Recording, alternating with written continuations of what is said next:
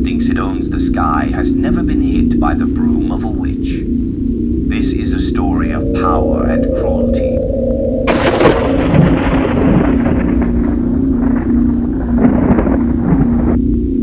Long ago, in a secluded village deep in the heart of Africa, there reigned a queen whose heart was as cold as stone. Queen Zalira, as she was known, ruled with an iron fist, her cruelty woven into the very fabric of the land. She demanded unwavering loyalty, yet she gave nothing in return but suffering. The villagers lived in fear of her wrath, whispering her name only in hushed tones. Heavy taxes drained their harvests, leaving them hungry and weak.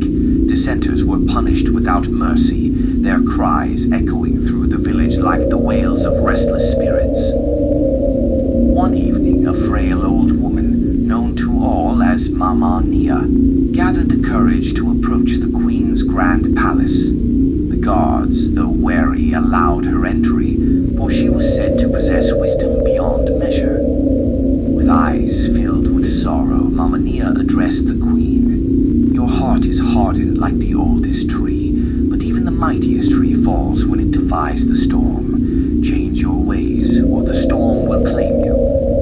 Queen Zalira laughed, her voice sharp as a blade. You speak in riddles, old woman. Do you think your words can frighten me? She waved a dismissive hand. Leave before I grow tired of your nonsense. Mama Nia sighed, shaking her head. The storm is coming, she whispered, before vanishing into the night. As the seasons passed, Queen Zalira's tyranny grew worse.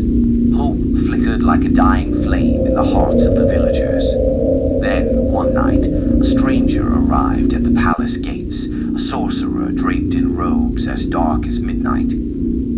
I bring you a gift, your majesty, the sorcerer said, bowing low. A potion that will make you invincible. No blade, no fire, no force in this world will harm you.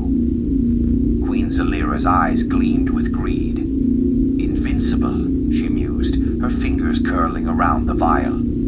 Without hesitation, she drank deeply, the bitter liquid burning down her throat. A moment passed, then another. A strange sensation crept through her veins.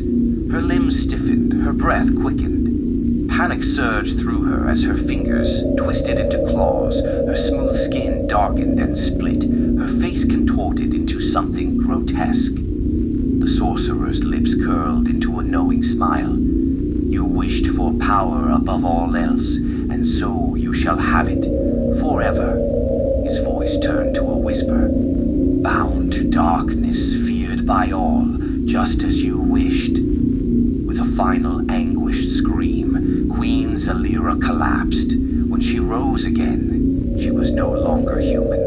The palace guards fled in terror at the sight of their queen's monstrous form, horned, scaled, and wreathed in shadow. The villagers, drawn by the commotion, watched in stunned silence as the creature that had once been their ruler let out a guttural roar and disappeared into the night.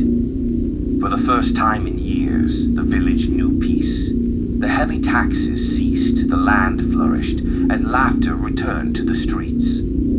Some say Queen Zalira still roams the darkest corners of the land, lurking in the shadows, a warning to those who let power consume them. And so the villagers never forgot the lesson of the wicked queen's curse, that true strength is not found in fear, but in kindness, wisdom, and the love of one's people.